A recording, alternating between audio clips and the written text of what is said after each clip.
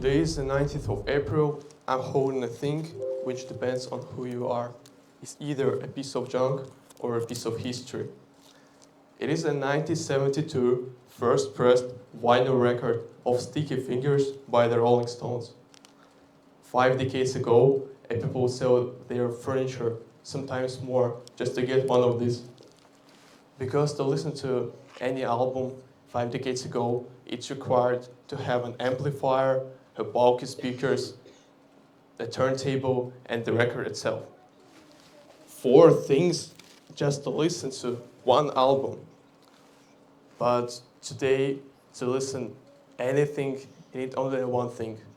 It's a phone and an access to the Wi-Fi.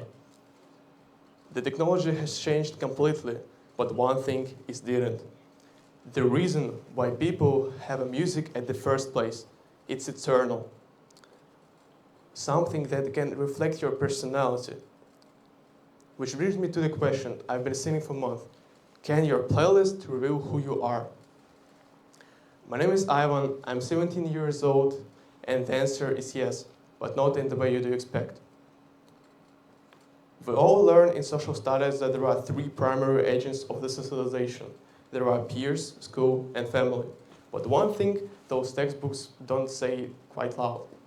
It's what really shapes you isn't just who surrounds you, it's what they play.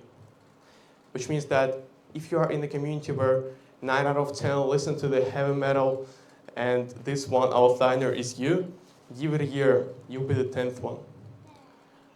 I've got a personal memory. I was young, maybe 7 years old, and just imagine this picture. You as a kid, riding in the car with your father, he's driving, you're snoozing at the back seat, the winter sun blinds you, and then you accidentally start to hear a melody. You like it. You feel how it flows through your ears. Boom, it becomes your first favorite song. But I was a kid, and a week later, I forgot it entirely. But then, years later, I heard it somewhere as someone. I do not remember when and where, but I felt like this guy from the Ratatouille cartoon, Shortcut, when he tried the dish, and it begged him to the mother kitchen. But then I tracked it down, and it was the Clouds in Camarillo by the Brazil band.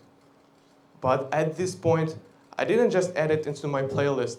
I fully rearranged my attitude toward the music. Eventually, I flew to another city just to attend their performance live. But why? It wasn't just a good melody. The answer is neurological. When we listen to the music, the areas of our brain which are responsible for the memory retrieving works closely with the amygdala, the brain emotional center. That's the reason why some certain songs that hits us hardest don't just songs that you like their melody. These songs were playing during the moment that formed you, which means that your playlist isn't just a list of your favorite melodies, it's a map of the people who shaped you. I've got a second personal story. I was at a family gathering with my parents, and I just connected my phone to the wireless speaker system, turned my Spotify favorites, left the phone, and went for a walk for an hour. When I came back, I witnessed that the group of elder people were slightly moving and dancing, and some of them told me like, "Oh, thank you, boy, you remind me of my prime years." I was definitely confused because it was just my Spotify favorites. I wasn't supposed to remind him his prime years. But then, a day later, I was riding in the car with my father, and I also turned my favorite playlist, and he has begun to sing it.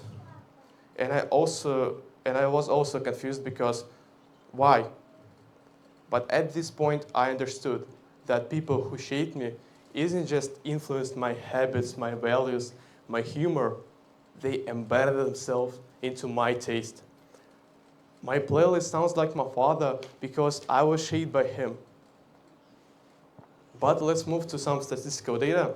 According to the Peter Renthro's and Samuel Gosling's research, the people who are like jazz and some classical music tend to be very curious, polite, and intelligent. The people who enjoy rock, some loud music, are very deeply emotional people. and sometimes loud as their music.